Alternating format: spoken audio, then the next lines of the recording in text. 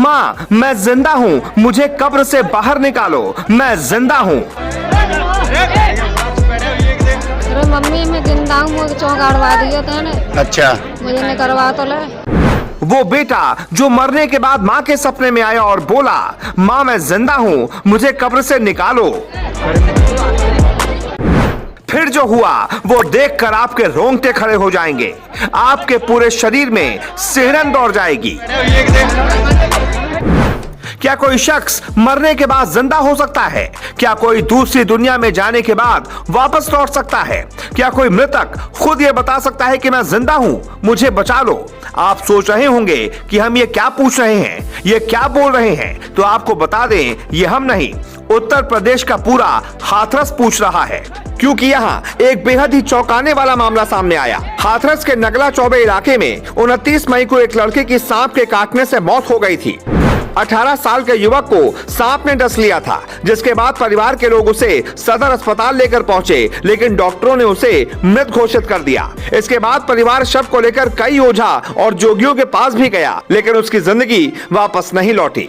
जिसके बाद परिवार वालों ने लड़के को पोखर में गड्ढा खोदकर दफन कर दिया। 2 दिन तक सब कुछ सामान्य था, लेकिन 2 दिन बाद वो हुआ जिसने पूरे इलाके में दहशत फैला दी। मृतक की मां का दावा है कि घटना के 2 दिन बाद से ही उन्हें सपने में उनका बेटा दिखाई देने लगा था, जो रोज सपने में आकर कहता था, माँ मैं जिंदा हूँ, मुझे कब्र से निकलवा लो।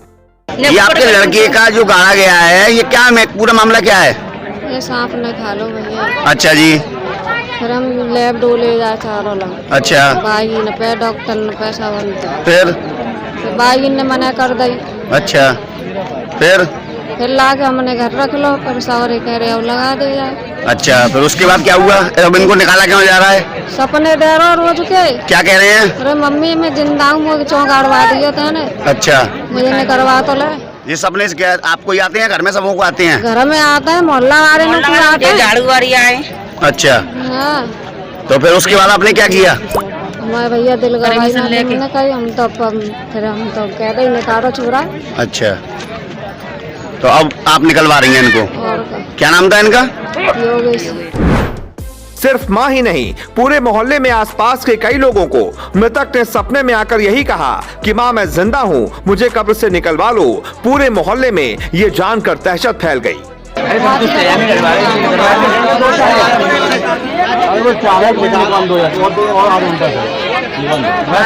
संतोषी तो हो जाएगी, थोड़ी सी निकलवा दो इसको।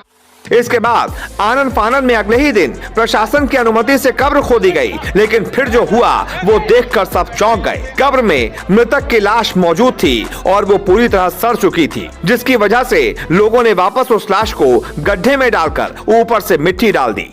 ये आप बॉडी को निकाल रहे हैं, क्या उसमें क्या पोजीशन है उसकी? बिल्कुल सड़ी हुई बॉडी है। अच्छा, फिर ये लोग बोल रहे हैं कि निकालो निकालो। हमने इन लोगों से बोल दिया था, मैंने की भाई बॉडी सड़ी होगी तो हम लोग निकाल नहीं पाएंगे। अच्छा। इन लोगों से बोल दिया, मैंने की हाथ इसका अलग निकलेगा, और मैंने की पूरी बॉडी सड़ी हुई है आपकी, अगर आप लोग और प्रेशर गिर रहे हैं तो हम निकाल देंगे, ऐसी कोई बात नहीं है। निकालो ना भैया, फिर समझ गए? अब क्या पोजीशन है? अब बिल्कुल पोजीशन ये है कि सड़ी हुई बॉडी है। अच्छा, अब बोलो उसको निकालने से क्या होगा? हमें ना मालूम क्या होगा, वो इन लोगों को मालूम। युवक की मां के मुताबिक यही सपना उनके 12 और भी रिश्तेदारों को आया था। इसी वजह से महिला ने अपने बेटे की कब्र खोदने की जिद की और प्रशासन से अनुमति मिलने के बाद कब्र खोदी भी गई। लेकिन जैसे ही कब्र खुदी, महिला का भ्रम टूट गया। उनका बेटा जिंदा नहीं था, बल्कि उसकी लाश बुरी तरह सड़ चुकी थी, और इसी के साथ एक माँ की सारी उम्मीदें चकनाचूर हो गईं। वो सोच रही थी कि शायद उसका बेटा जिंदा होगा, तभी वो सपने में आकर ऐसा कह रहा है। लेकिन जैसे ही गड्ढा खुदा, जैसे ही कब्र खुली, माँ की सारी उम्मीदें हमेशा हमेशा के लिए उसी कब्र में दफन हो गईं।